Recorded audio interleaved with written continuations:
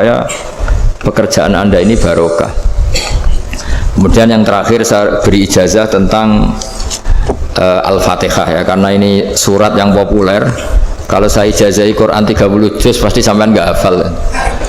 Atau ijazah surat Baqarah. Kalau mau Baqarah mau. Ijazahi surat Baqarah mau 2 juz setengah. Mau Mas Asep? Ya Fatihah aja yang gampang ya. Nah, ya kulhu Fatihah ini paket ringan ini. Tapi pahalanya apa?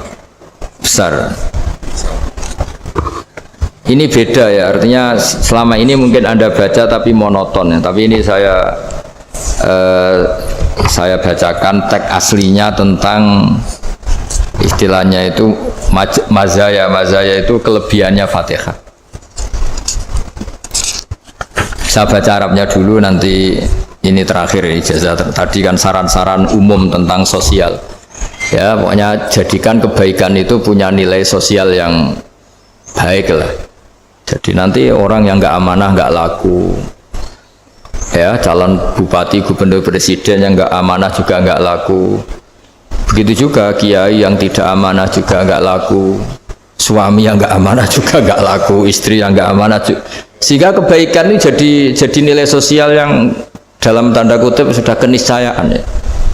Yang diinginkan Allah itu seperti itu, bukan kebaikan yang dipaksakan karena kekuatan negara. Maksudnya kalau bisa kebaikan itu tidak usah dipaksakan, memang satu apa ya, sudah satu kebutuhan. Tak cerita-cerita di negara maju itu, bahkan apapun jatuh itu nggak ada yang ngambil apa itu. Makanya gambarannya Mekah Medina kan gitu kan, barang jatuh nggak ada yang berani apa ngambil, itu saking sudah jadi sistem. Sehingga banyak negara di Eropa itu yang sampai nggak punya tentara, nggak punya polisi karena kebaikan sudah. Nah kita kan masih capek, polisinya aja capek, apalagi masyarakatnya, karena ya apa ya, kebaikan itu belum jadi nilai apa bersama. Nah kita selain ditopang negara, ada polisi, ada tentara, itu kita usahakan kebaikan itu jadi nilai apa bersama. Ya, tadi wa'tamiru bainakum bima'ruf. Dan kita punya reputasi yang bagus dalam bab ini. Saya masih ingat kecil saya itu yang jilbaban hanya keluarga kiai. Sekarang rata-rata masyarakat itu jilbaban.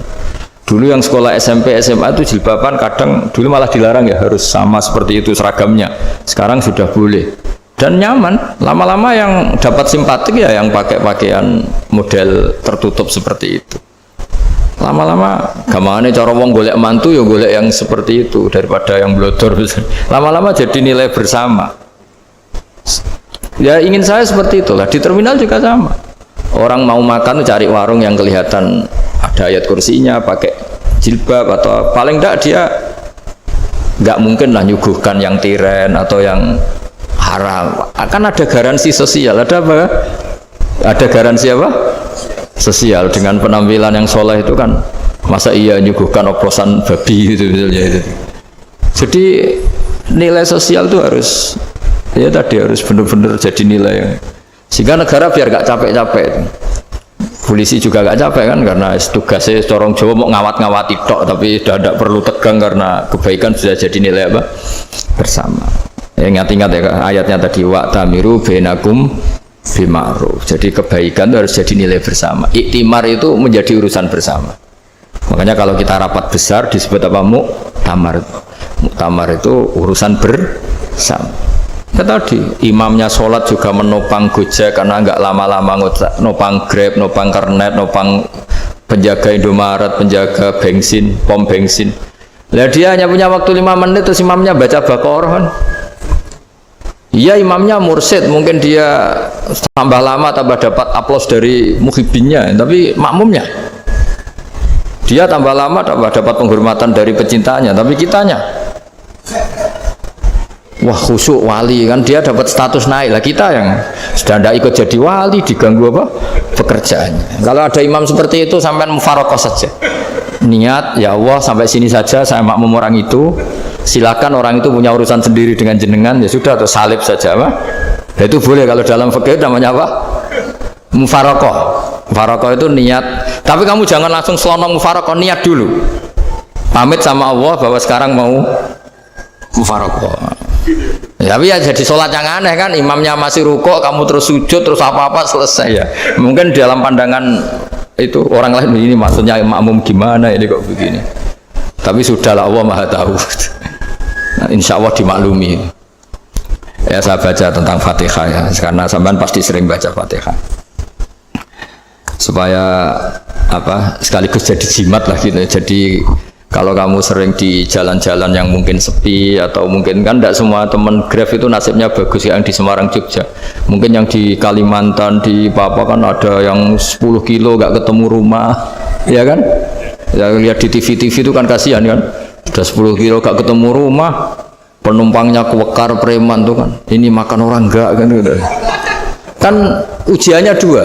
Kalau penumpangnya cantik itu ya kecoba syahwat, kalau preman takut. Jadi orang itu selalu ujian itu. Sing sedengan itu kan jarang orang itu. Jadi kalau penumpangnya perempuan cantik ujiannya itu syahwat, kalau preman ujiannya ketakutan. Kalau orang yang lemah bawa uang ujiannya kamu ingin garong. Jadi hidup itu memang semuanya ujian. Liyabluwakum ayyukum ahsanu amala.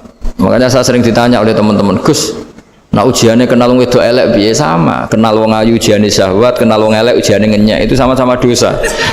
Syahwat ya dosa, ngenyek juga dosa. Elek keriting untune metu ya dosa ngomong gitu.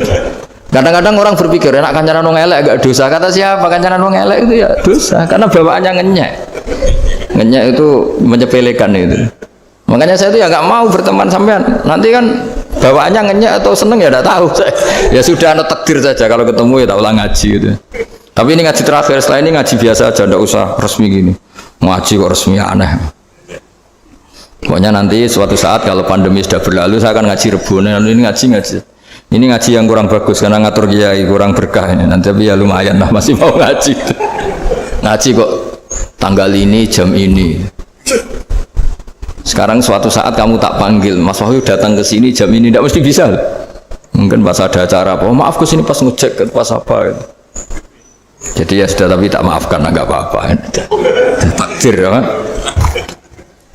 Tak bacakan supaya sampean tahu keramatnya Bismillah. Nah sebelum saya bacakan Bismillah Fatihah, tak beritahu tentang ilmu tafsirnya karena ini penting sekali. Fatihah itu dawuhnya Allah, tentu itu dawuhnya Allah. Saya ulang lagi, itu kalam Allah. Tapi yang sudah diberikan kesampaian ke kita semua, sehingga seakan-akan itu menjadi dawuhnya kita ke Allah. Jangan salah loh ya, Fatihah itu dawuh Allah, tapi sudah diberikan ke kita, sehingga posisi kita itu yang punya itu. Nah kenapa ini perlu dijelaskan? Karena nanti ada kalimat iyyaka na'budu wa iyyaka nasta'in. Kalau itu masih kalam Allah, berarti Allah ngomong ke kamu, ngendikan ke kamu, kepadamu aku menyembah. Masa Allah menyembah kamu? Nah sehingga ilmu tafsir itu menyelesaikan itu dulu ya. Saya ulang lagi ya, sebelum sampean sering baca Fatihah, aku yakin ya sering baca. Tapi barokahnya tidak paham itu tidak pernah janggal. Enggak paham itu ya penting supaya tidak iskal, tidak janggal. Sebetulnya di kalimat itu ada yang janggal. Kalau Fatihah itu kalimatnya Allah atau kalam Allah, bagaimana dengan kata-kata iyyaka na'budu? Masa Allah ngendikan ke kita, kepadamu kami menyembah? Masa Allah menyembah kita?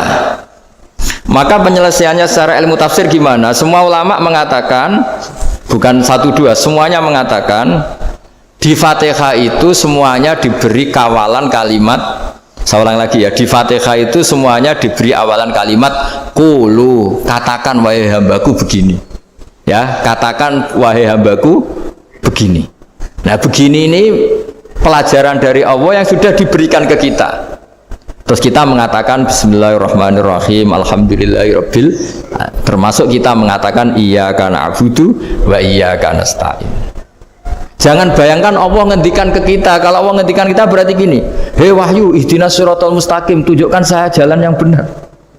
Nah nanti kamu terus, ya Allah, Anda aja minta tolong saya minta tolong siapa kan? Jadi panjang kan? Ya, saya ulang lagi ya. Jadi itu di Ulumul Quran diterangkan gimana? Sebelum baca Fatihah, ya. Fatihah itu kalam Allah, ngendikannya Allah, tapi yang sudah diajarkan ke kita dan sudah milik kita, sehingga kalimat itu menjadi milik kita. Tapi ya kalamullah, tetap kalamullah, tapi sudah menjadi milik kita. Udah paham ya? Ya pinter naon. Ya, karena kalau tanpa penjelasan seperti ini Anda akan iskal. Bagaimana Allah iskal itu janggal, bagaimana Allah mengatakan iya karena butuh. Kan jadi aneh kan? Ya, jadi tak jelaskan secara ilmiah ya. Jadi kata ulama-ulama tafsir, ayat-ayat Quran seperti ini sebetulnya dimulai dari kulu apa? Meskipun nggak dilafatkan. Itu kan sama dengan qul huwallahu ahad Muhammad, katakan kalau Tuhan itu satu. Ya namanya Quran itu kan kalam Allah, membina nabinya, membina umatnya. Makanya dikatakan atau enggak di sini tersembunyi kata qulu, katakan. Ya. Jadi ya ibarat apa itu? Kamu ngajari anak kamu lah. Le, panggil jenengan bapak kulo. Itu maksudnya anak itu, kalimat itu kalimat kamu, tapi kamu ajarkan ke anak kamu. Terus anak kamu bilang, Pak jenengan bapak kulo. Nah, ketika kamu mengatakan jenengan, bukan kamu mengatakan jenengan anakku, berarti anakmu itu bapakmu, kan lucu kan? Anak kamu ajari jenengan bapak kulo, kamu engkau bapak saya. Terus anak kamu mengulang jenengan atau kamu bapak saya. Berarti itu kalimat yang kamu ajarkan, tapi sekarang sudah milik anak kamu.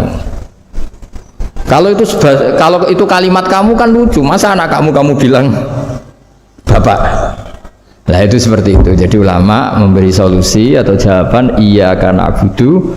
Iya itu sebelumnya ada kata-kata kulu, katakan wahai hambaku, hubungan kamu dengan saya adalah katakan iya karena abudu wa iyyaka nasta'in. Terus hubungan kamu dengan saya katakan juga dalam doamu ihdinas siratal mustaqim. Jelas ya, jadi itu kalam Allah yang sudah milik kita karena diajarkan Allah untuk kita.